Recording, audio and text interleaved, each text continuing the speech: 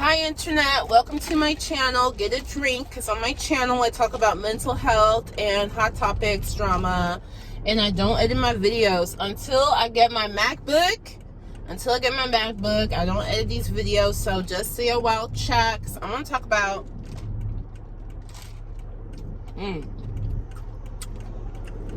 this pink drink. I want to talk about Trisha Paytas and her BPD. Okay, because people are talking about that she went on this podcast called Mom's Basement. I'm never watching that podcast or listening to it, but people are talking about how it's a betrayal to Ethan Klein, the dude that she used to have a podcast with. And they're saying it's a betrayal to Ethan because Ethan and Keemstar butt heads like Cardi B and Nicki Minaj. They don't mix. First of all, this rhetoric of Trisha is betraying Ethan, what is wrong with y'all? Y'all are acting like Trisha is loyal to anything and anybody. Like, Trisha has walked out on the show multiple times. She has been insulting, repulsive to Ethan many times. The show is called Frenemies, for goodness sake. What make y'all think that Trisha is loyal to Ethan? Like, what in what world did you really think Trisha can have loyalty to anybody? Trisha cannot even be loyal to herself.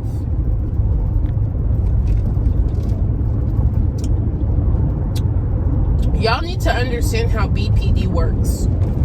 I'm listening to this book. It's called How to Not Walk on Eggshells. I highly recommend it.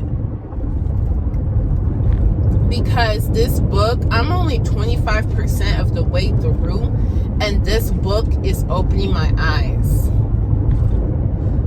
Because I thought I understood BPD, I didn't. This book is taking my understanding to another level.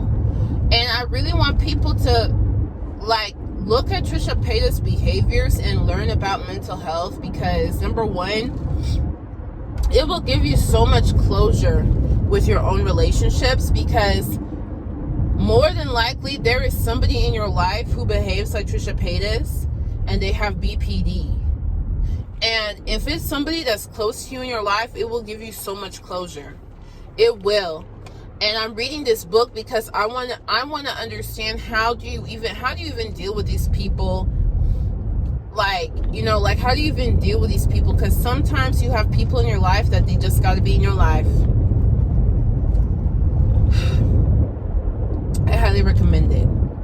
Now, Trisha has BPD. I know that she said that she has it, and then sometimes she says, no, I actually don't have it. I have schizophrenia. Now, listen, I'm not her doctor, so obviously this is merely just my opinion based on observation. I wonder if she has BPD and schizoaffective disorder, which to my understanding, schizoaffective disorder is basically when you have schizophrenia mixed with something else, such as bipolar type 1 or BPD. The schizophrenia and the other issue can cause some problems, as we have seen, and to my awareness is usually referred to as schizoaffective disorder. When I was working in mental health, when you saw there were certain mental health diagnoses that people didn't want to deal with. I'm sorry to say that, like, I hope, trigger warning, because this might be triggering for some people, but there's some mental health disorders that when your doctor or your nurse or your dietitian or whoever, when they see it, they already don't like you. They already don't like you. They're already fed up, tired of you. They already want you to leave the office. Okay?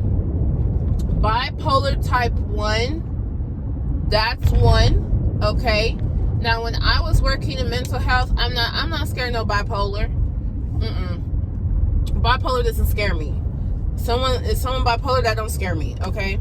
I don't have an issue with it. When I was working as a dietitian, when you saw eating disorder on there, they already didn't like it. That didn't scare me. Eating disorder don't scare me. This is why I'm kind of contemplating getting my working in mental health again, because I just so know that, like, people with mental health issues, I just know, like, y'all are being discriminated against. Like, all off the bat, you being discriminated against. And I don't know, I just wonder, is it helpful to just add to the healthcare market somebody who actually gives a damn about y'all, about people with mental health issues? But when you saw schizophrenia didn't scare me either. Schizophrenia don't scare me. It scares a lot of practitioners. BPD, that one I'm walking on eggshells, right? That's why I'm reading this book, How to Not Walk on Eggshells. If I see BPD, borderline personality disorder, keep it brief, keep it cute. Okay?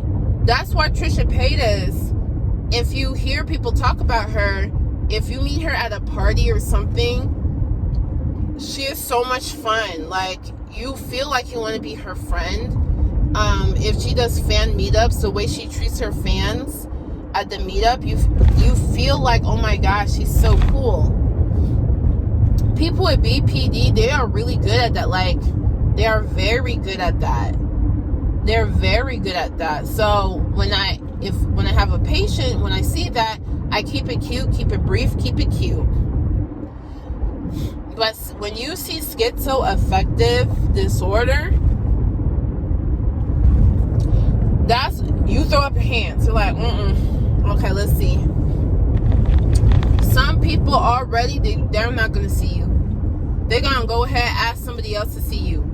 I'm not, I wish I was joking. They're going to go ahead and ask, hey, can you see this patient? I want to see this patient. Guarantee. I'm so sorry. And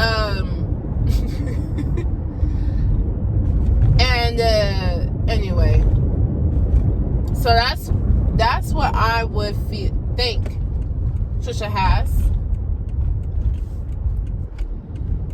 And Trisha is coming to a very important realization about her disorder. I'm actually very, very proud that she recognizes this, and she is just now starting to focus on this in her therapy. How do I know this? Because this is what she's said, okay? She recognizes that there is a black hole in her soul. I'm not trying to be funny. I'm not trying to be esoteric. I'm not trying to do woo-woo. This is how people with BPD feel. They feel like they are empty. They feel like shells of human. There is no ego. When they say I, there's no I. They don't know who they are. There's nothing here. She's coming to realize this. This is so important because I'm starting to learn that this is one of the core reasons that they behave the way they behave. They don't have an identity. Remember when Trisha was like, oh, I have DID. I have multiple personalities. She doesn't, okay? She doesn't, because she doesn't even have one. I'm making this video because I want people to understand this is how they feel. It's not This is not just some rhetoric. This is not just some like poetically spoken, oh, what is my life? This is literally how they feel every day, every moment of their life. Turn right, okay. She doesn't have DID because she don't even have one personality. She doesn't have an ego. She is constantly trying to reconstruct. It's like everybody has an ego. It's like, imagine who you are is a house, and your house is made of stone and brick. It's sturdy, right? Like when you're a baby, you don't have one, and you start to build one, and you're building it out of stone and brick, and as you get older and learn and experience life, you're just fortifying your house. Imagine Trisha Paytas. She was born with none. It's like when you're a baby, you don't really have one. Like, you have a personality, you know what I mean? Like I have this one little niece, cousin. She is a doll. She is, and you could tell, like, from when she was a toddler, you could just tell. She was like one of them little girls that's like, what's going on here, guys? Let's get this place in order. Like, she would just take charge. And now she's becoming, she's, entering teenhood. And she's doing that, just one of them straight A students taking charge, doing like, you're like, yep. Because you've seen it since she was a baby. Like, you can see people's personality. You can even, I'm starting to ask my mom, hey, Mom, did you know my personality when I was in your stomach, in your body? She's like, yeah, actually, like, you had a personality, like, once you were formed in the womb. You know what? Once the fetus is like, okay, this is actually a baby. You know what I'm saying? Like, you can feel the personality in the womb. Ask some women who've had kids. Look at your child now and think back to how that child felt in the womb. Like, is there correlation? They say, yeah. So I believe you're born with a personality, but you're not born with your identity. I believe that is shaped over time in conjunction with your personality that you were given. God gave you talents, weaknesses as well that come natural. That helps shape it too, right? Your environment as well, how your parents are raising you, and how you're being raised by your community, your school, your aunts, uncles, grandparents, your teachers, your neighborhood, all that. This helps build you. And all the rest of us, we're building it with our stone, putting down the brick and mortar. Imagine Trisha Paytas and people with BPD, how they are as a baby. You don't have your identity. You're just kind of existing, figuring it out. And while the rest of us are building with brick and mortar, she's building with sand. She's making a sand castle, and it keep blowing away. The tide comes and it washes over it, and she has to start over. That's what it feels like. So you know how people are like, oh, 30s is the new 20s. You feel more like yourself in your 30s. It's more healthy for a woman to get married in her 30s because her sense of self is stronger. Trisha doesn't have that. Trisha's sense of self is not stronger today. Like, her sense of self is still the same as what it was when she was 17. You get what I'm saying? Like, maybe her ideals, her philosophies, all of those things are stronger, but her sense of self is not. So what she ends up doing, this is what she says. She mimics things that she likes. She'll cosplay because she doesn't have to be herself when she's cosplaying. She can be that character. She pretended to have DID because that's what she thought it was. She thought, oh, DID is when you don't have an identity and you just take on different identities. That's not what it is, trick. That's why she offended everybody, because she didn't know what it was. She took her issues and put it on a whole ass community. It's like, actually, that's not what our issue is. You got something else going on. Leave us alone. Right? Well, you'll see how, depending on who she hangs out with, that's how she behaves. Right? So when she's hanging out with Jeffree Star, she act like that. When she's hanging out with Ethan, she's the morality police. Like, depending on who she hang out with, that's who she is. Because she doesn't have her own identity. And when you have BPD, that is painful. It's painful. It is painful to be a human being and have a weak ego. That hurts. That's why you see dudes like Fresh and Fit talking about, we're richer than you, we're better than you. You're not better than nobody. You don't have an ego. That's why you think anybody cares. You think that matters. That doesn't matter. Right? It hurts.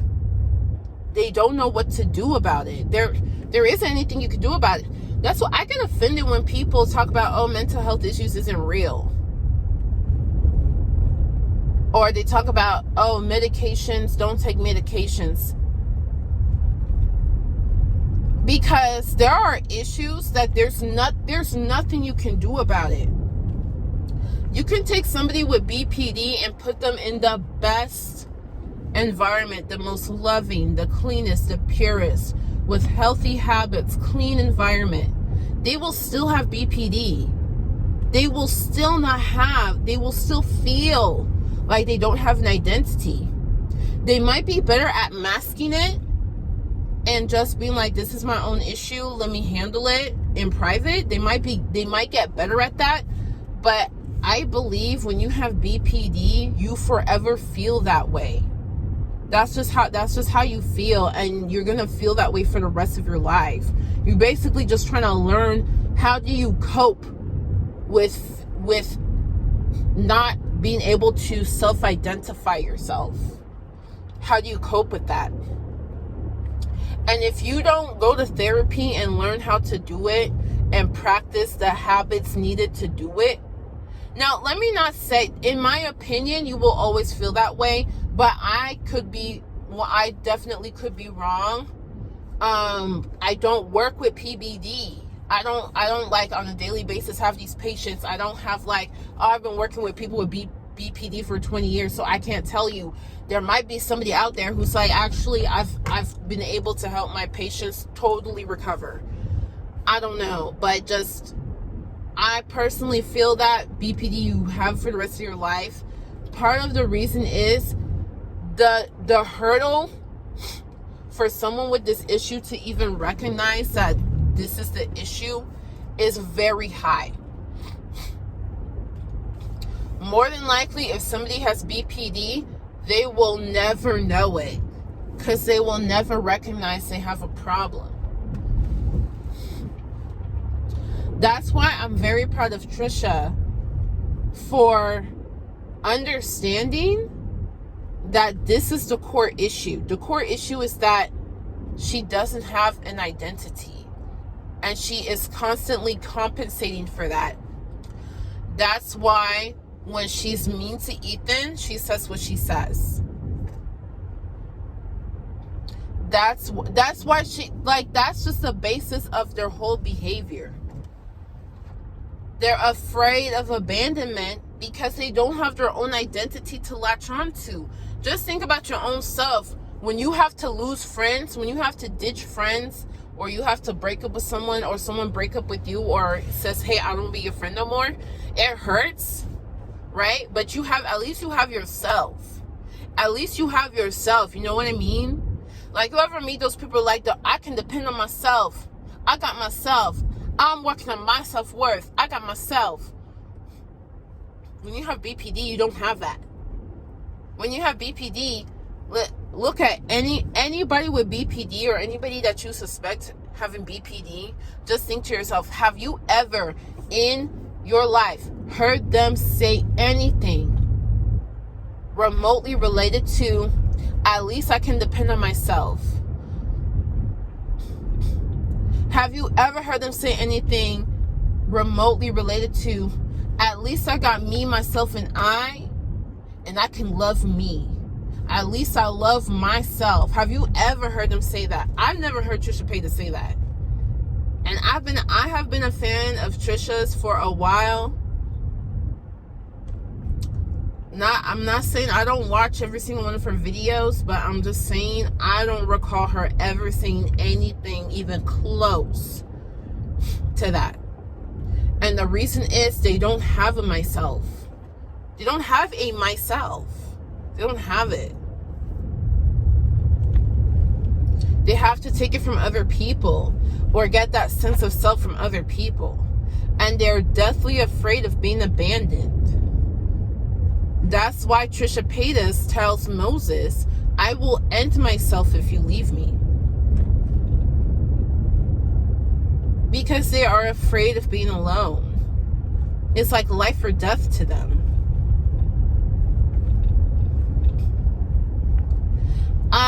This is also related to her trans. Now, this might be a controversial take. So, you either F's with it or you don't F's with it, all right? But she, by the way, follow somebody in the comments talking about, it's not she, it's they.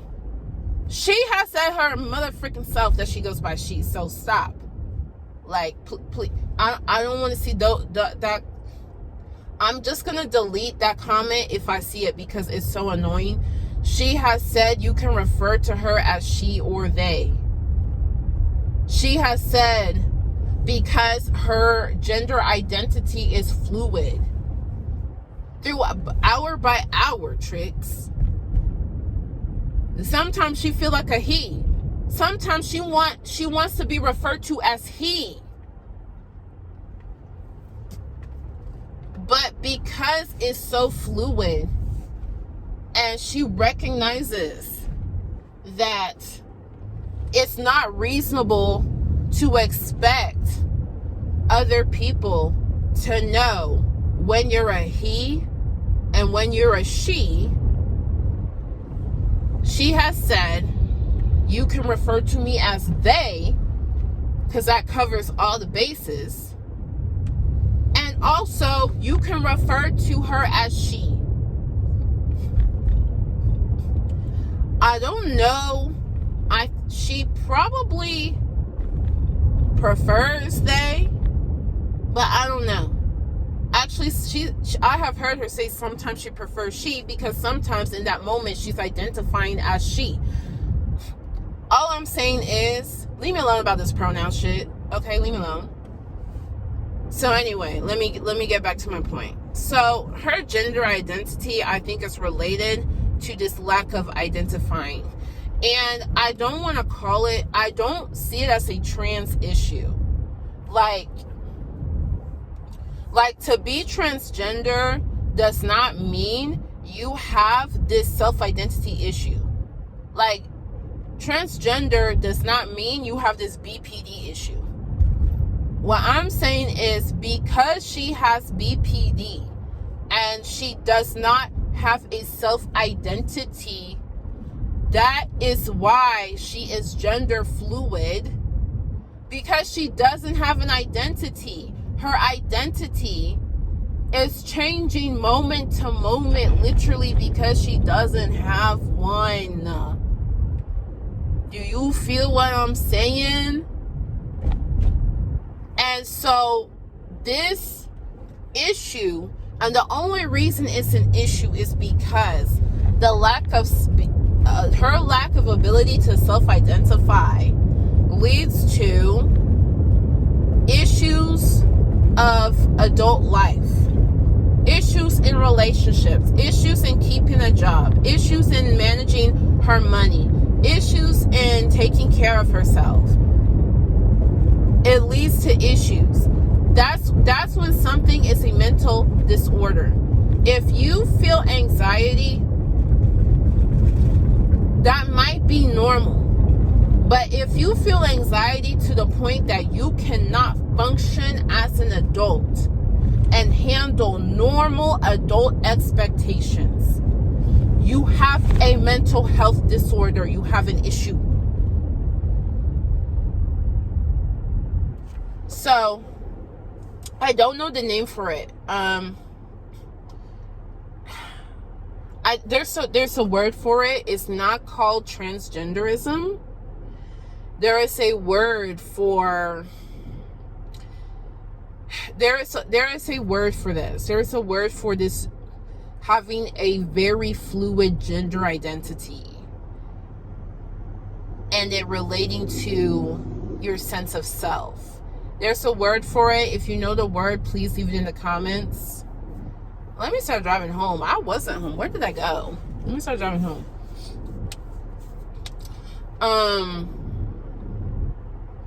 But in my opinion, that's part of why Trisha can go by anything. She doesn't have a sense of self, so it's always changing. What else we got? So, I think the whole DID thing is evidence. The gender fluidity is evidence. She's saying it herself. That's evidence. She sabotages relationships. The reason why people with BPD sabotage their relationships is because they can't, whenever something is going too good, they can't believe it. They can't believe it, so they try to end it before you end it because it hurts less. It hurts less when they did it versus if you do it. I highly recommend reading this book. I'm gonna actually be listening to this book for the rest of today because there isn't really anything interesting on YouTube right now. I highly recommend it because it can give you closure with certain relationships. The first time I learned what it was, I was watching some Housewives of whatever, and this one lady invited somebody to lunch, and they were just throwing shade back and forth. And the lady was just like, why did you even invite me to lunch if you're gonna behave this way? And I was like, yeah, like, what is this? You're gaslighting her, you're insulting her, you're doing this and that. What is your problem? And I did a whole bunch of Googling, and I found out about borderline personality disorder. And I had a friend at the time who behaved that way. She wasn't like being mean to me, but I was just seeing how like just her behavior in general wasn't making sense. And that gave me some closure. I have this friend, he's a coordinator, he's from Spain, and he like helps people go to Spain for internships and stuff. And I went there for an internship, and I was hanging out with him a lot because he's just a really cool guy. And also I just didn't like, like when you're in your 20s, there's a lot of stupid people you have to be around, especially when you went to the school I went to, and I just couldn't deal with them. So I was hanging out with him a lot. And one day he was like, hey, anybody want to hang out for siesta? I'm like, yeah, I want to hang out. So me and some other adults from, I mean, when you're in your 20s, you're an adult, but like the older adults from the program who were like the program coordinators, we were having lunch together. And somehow we were talking about BPD. And I was telling him, you know, I just recently found out about this disorder, and it's kind of crazy. And he told me about how he first found out about it, how his mother had BPD, and they didn't know it. His father didn't know, and of course, as a little boy, you don't know. All you know is that it's heartbreaking. Like, all you know is that your mother is not acting right. All you know is that she's hurting your feelings, and she's hurting your father's feelings all the time. And this is heartbreaking, and you just know that this is not normal. This is not what other kids are dealing with. Like, other people's family isn't like this. And he said one day he was watching Law and Order, and there was a character who was like his mom. So he was watching, like, what is this? And they're like, oh, she has BPD, borderline personality disorder. And he was like, oh my God, that's what my mom has. And it brought him a lot of peace, because even though there's nothing that he could do, it brought him peace to at least know that he's not in some bizarro world, that like there's a name for this, there's a reason for this, there's an explanation. And, you know, especially as a young boy, it brought him peace of mind to know, oh, it's not my fault. It's not me. It's not my mom's son's fault. You know what I mean? Like, that's important for children. So, read the book. I think it's called How to Not Step on Eggshells. The more you understand this disorder, the better. I'm gonna just completely finish listening to it, and I'll make another video about, you know, there's people in my life who, by the way, you can have traits of it without actually having the disorder. So I'll make another video when I finish talking about these YouTube personalities who have the traits of it, and also people in my own life who have the traits of it. And we can just keep this discussion going so more people are aware. All right, I'm home now. I need to pee. I need to get some work done. So I'll talk to you later. Much love, much luck. Peace out.